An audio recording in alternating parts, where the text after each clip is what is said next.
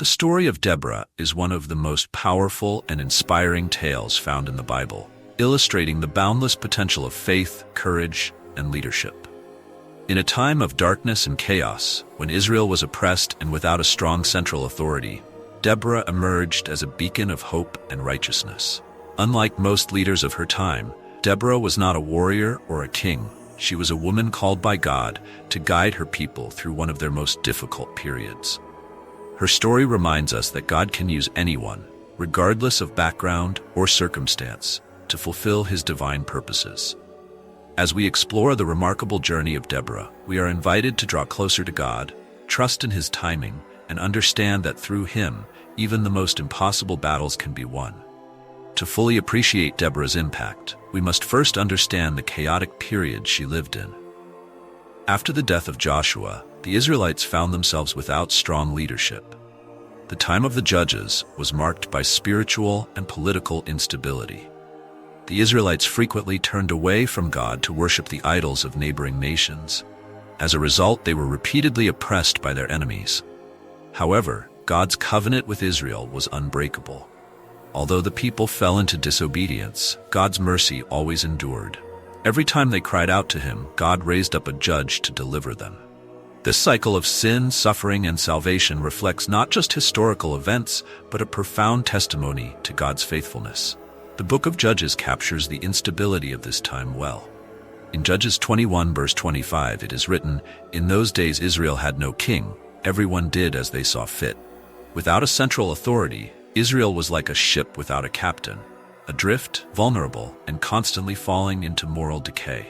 Time and again, they suffered the consequences of their choices. Yet God's mercy was always ready to restore them when they called out for help. It was in this context that one of Israel's greatest challenges arose. After the death of the judge Ehud, the Israelites once again did evil in the eyes of the Lord. As a result, they were sold into the hands of Jabin, the king of Canaan, whose army commander, Sisera, oppressed them for 20 years with a brutal regime. The Canaanite army's military technology, including 900 iron chariots, gave them a significant advantage over Israel's poorly equipped infantry. For 2 long decades, the Israelites lived under the heavy yoke of their oppressors, suffering not only military defeat, but also economic and social oppression. It was at this low point, when hope seemed all but lost, that God raised up Deborah, a woman of deep faith, as a judge and prophetess in Israel.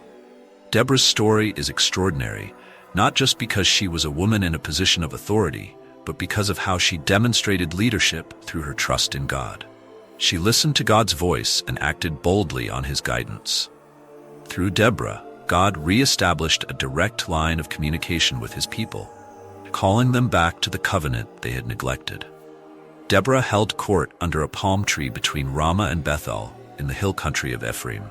People from all over Israel came to her to have their disputes settled. She was a respected figure, known for her wisdom, integrity, and closeness to God. In a patriarchal society where women were seldom seen in positions of power, Deborah's authority was rooted not in worldly systems, but in her relationship with God. She was more than a judge. She was a spiritual leader who connected the people with the divine will. Deborah's story teaches us that God values the heart more than societal norms or expectations. He can use anyone, man or woman, young or old, to accomplish His purposes. Deborah's leadership was based on her faith in God, not on her position or gender, showing us that true leadership comes from obedience to God's calling. At the height of Canaanite oppression, God gave Deborah a message for Barak, a military leader from the tribe of Naphtali. She summoned him and delivered God's command. "The Lord, the God of Israel, commands you, go, take with you 10,000 men of Naphtali and Zebulun and lead them up to Mount Tabor. I will lead Sisera, the commander of Jabin's army, with his chariots and his troops to the Kishon River and give him into your hands." Judges 4, 6-7. This was an extraordinary call to action. Barak, however, hesitated. He would only go if Deborah went with him. Some interpret Barak's response as a lack of faith, but a deeper understanding reveals that Barak recognized the importance of Deborah's presence. As a prophetess, Deborah represented God's guidance. Barak knew that victory would come from God, not from human strength. He wanted Deborah, a symbol of God's presence to be with him in battle. Deborah agreed to accompany him, but warned Barak that because of his hesitation, the honor of the victory would go to a woman. Barak obeyed the command of the Lord and gathered his forces. 10,000 men from the tribes of Naphtali and Zebulun assembled at Mount Tabor, ready to face Sisera's army. The Canaanites, with their iron chariots, vastly outmatched the Israelites in military power.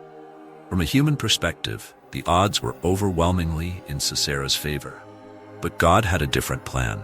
As the battle began, something miraculous happened. The Lord sent a mighty storm, causing the Kishon River to overflow. The heavy rains turned the battlefield into a muddy quagmire, rendering Sisera's iron chariots useless. The Canaanite army, which had relied on the speed and power of their chariots, was suddenly at a disadvantage.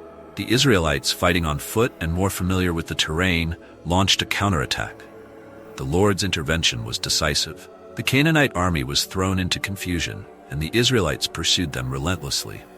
Sisera, seeing that his army was defeated, abandoned his chariot and fled on foot. Barak and his men continued the pursuit, but Sisera managed to escape, temporarily. Sisera's escape led him to the tent of Jael, the wife of Heber the Kenite. The Kenites were a nomadic people who had friendly relations with both the Israelites and the Canaanites. Sisera, exhausted and desperate, sought refuge in Jael's tent, thinking he was safe. Jael welcomed him and gave him milk to drink, offering him a place to rest. However, Jael had other plans. As Sisera slept, Jael took a tent peg and a hammer, approached him quietly, and drove the peg through his temple, killing him instantly. The great Canaanite general, who had oppressed Israel for 20 years, was defeated not by a warrior, but by a courageous woman in a tent. When Barak arrived in pursuit of Sisera, Jael greeted him and showed him the body of the fallen general. This unexpected turn of events fulfilled Deborah's prophecy that the honor of victory would go to a woman. Jael's bold action, combined with Deborah's leadership and Barak's obedience, led to the complete destruction of the Canaanite army and the end of their oppression over Israel. After the victory, Deborah and Barak sang a song of triumph, recorded in Judges 5. This song is one of the oldest pieces of Hebrew poetry, celebrating the Lord's deliverance of Israel. It praises the tribes that answered the call to battle and rebukes those who stayed behind. The song vividly describes the battle, the storm that helped turn the tide, and the downfall of Sisera. Deborah's song emphasizes that the victory was not due to human strength, but to God's intervention. From the heavens the stars fought, from their courses they fought against Sisera. Judges 5 verse 20. This poetic language highlights the divine nature of the battle, reminding us that God fights for his people when they trust in him. The song also praises Jael as the most blessed of women for her role in defeating Sisera. Her courageous act is celebrated as a key part of Israel's deliverance. The song concludes with a powerful prayer. So may all your enemies perish, Lord, but may all who love you be like the sun when it rises in its strength. Judges 5:31. Deborah's story is rich with lessons that can inspire and encourage us in our faith. Her life demonstrates that God can use anyone, regardless of gender, background, or societal status, if they are willing to listen to his voice and act on his guidance. Deborah wasn't a warrior or a queen, yet she led Israel with wisdom and faith, reminding us that true leadership comes from obedience to God.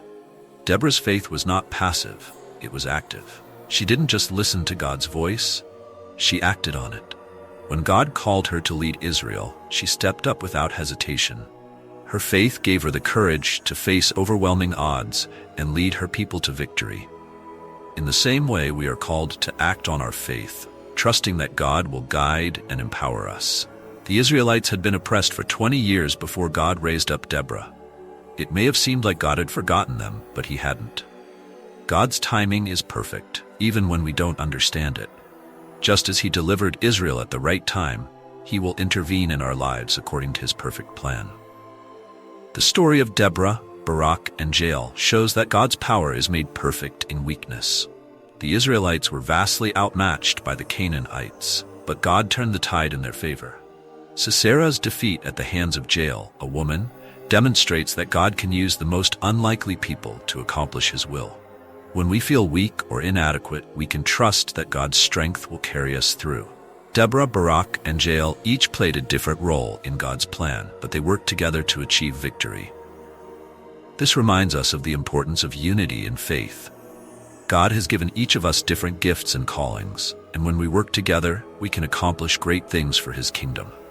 Deborah's victory brought peace to Israel for 40 years, a generation of stability after decades of oppression. Her story continued to be told, her song continued to be sung, and her example of faithful leadership continued to inspire. Deborah's life reminds us that no matter how dark the times may seem, God is always near, ready to lead us to victory if we place our trust in Him. In our own lives, we may face challenges that seem as insurmountable as Sisera's iron chariots. Yet just as God used Deborah to deliver Israel, He can use us to bring His light into the world. All He asks is that we listen for His voice, trust in His promises, and step forward in faith. As we wrap up this powerful story of Deborah, we hope you feel encouraged and reminded of God's unchanging faithfulness and love. Just like Deborah, each of us can make a difference when we put our trust in Him, no matter how big the challenges may seem. Her journey teaches us that God is always ready to guide and strengthen those who seek Him. If you enjoyed this story and want to hear more inspiring messages from the Bible, don't forget to subscribe to our channel. Hit that notification bell so you never miss an update, and join us as we continue exploring the timeless wisdom and hope found in God's Word. Thanks for being with us today, and we'll see you in the next video.